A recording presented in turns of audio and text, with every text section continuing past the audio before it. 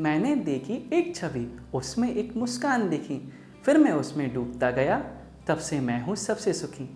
बोलिए आचार्य गुरुवर 108 विद्यासागर महामुनि राज की जय।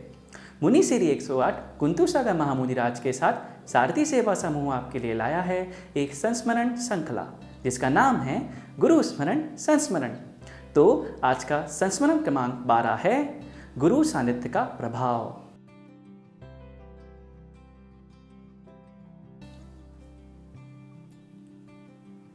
गैस और बारूद ये दो ऐसी चीज़ें हैं जिनके माध्यम से यदि विस्फोट हो जाए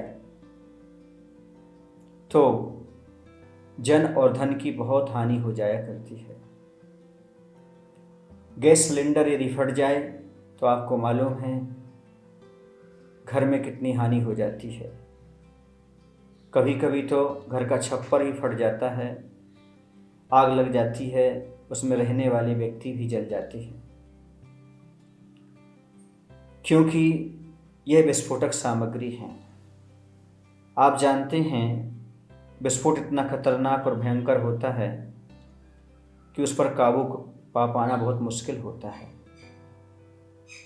कुछ ही क्षणों में धन और जन दोनों की हानि उठानी पड़ती है।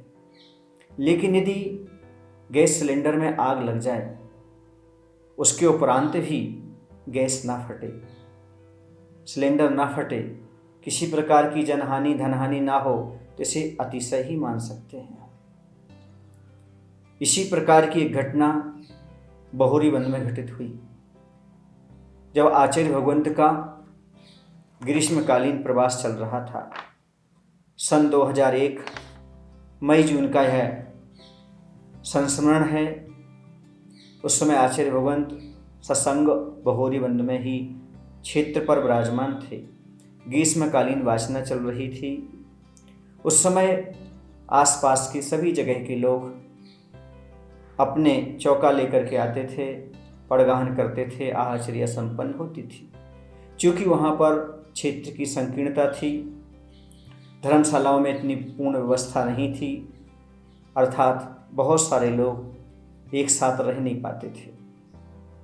तो वहाँ पर एक सज्जन थे जो कि मुनि महाराज के ग्रस्त जीवन के परिवार से थे। वह चौका लेकर के आए हुए थे। प्रातःकाल 10 बजे उनकी चौकी में एक मुनिराज की आहारचर्या संपन्न हुई। उसके उपरांत सभी महाराज लोग सामयिक पर विराजमान हो गए। उस चौके के जो सदस्य थे वह सभी भोजन करने के लिए बैठ गए। अचानक उनके गैस सिलेंडर में आग लग गई।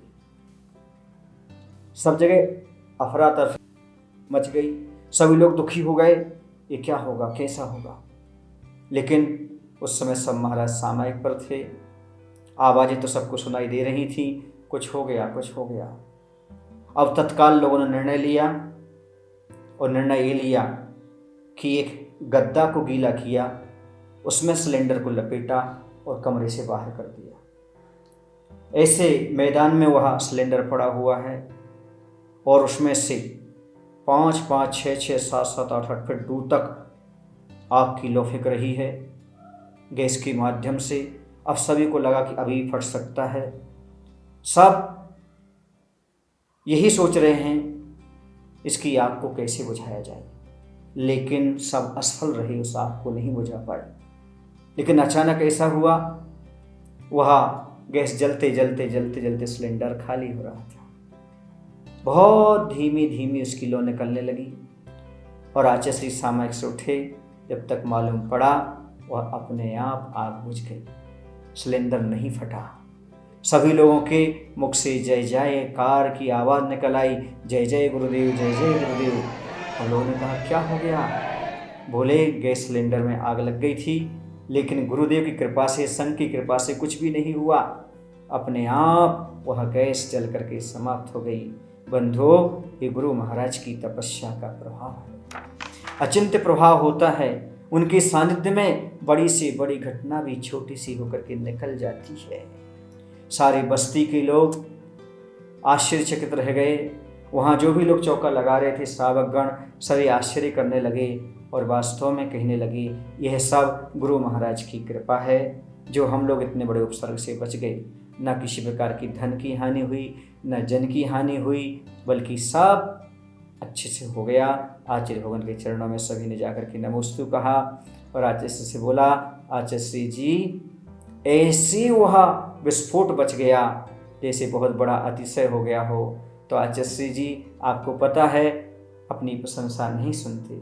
उन्होंने ये कहा, ये सब आचार्य ज्ञान सागर महाराज की कृपा है और शांतिनाथ भगवान की छत्र छांव तले हम बैठे हुए हैं। ये सब उनकी कृपा से सारा का सारा कार्य हुआ है, ये विस्फोट टला है। अर्थात आचार्य भगवंत की तपस्या का ये प्रभाव है कि सारे के सारे उपसर्ग टल जाते हैं। श्रावकों के ऊपर आने वाली आपत्तियां सब समाप्त हो जाती हैं। पर आचार्य श्री जी कभी भी इसका श्रेय खुद नहीं लेते, बल्कि आचार्य ज्ञान सागर जी महाराज के ऊपर टाल देते हैं या भगवान शांतिनाथ का अतिशय कह करके छोड़ देते हैं। देखिए, धन है जो कर्तापन से दूर रहते हुए अपनी साधना करते रहते हैं और समाज की सारी समस्याओं का समाधान उनके रहते ही सब मिलता चला जाता है। जहाँ पर महापुरुष रहते हैं वहाँ पर सारे उपद्रव अपने आप समाप्त हो जाते हैं। ये हम ग्रंथों में पढ़ते आए हैं। लेकिन मैंने अपनी आँखों से और हजारों लोगों ने, श्रद्धालुओं ने अपनी आँखों से देखा कि आचार्य भगवान जहाँ पर विराजमान हो जाते हैं वहाँ पर ऐसे उपद्रव अपने आप समाप्त हो जाते हैं। ऐसे गुरुदेव के चरणों में हम बार बार नमस्कार करते हैं, नमोस्तु करते हैं। बोले आचार्य विद्यासागर जी महाराज की।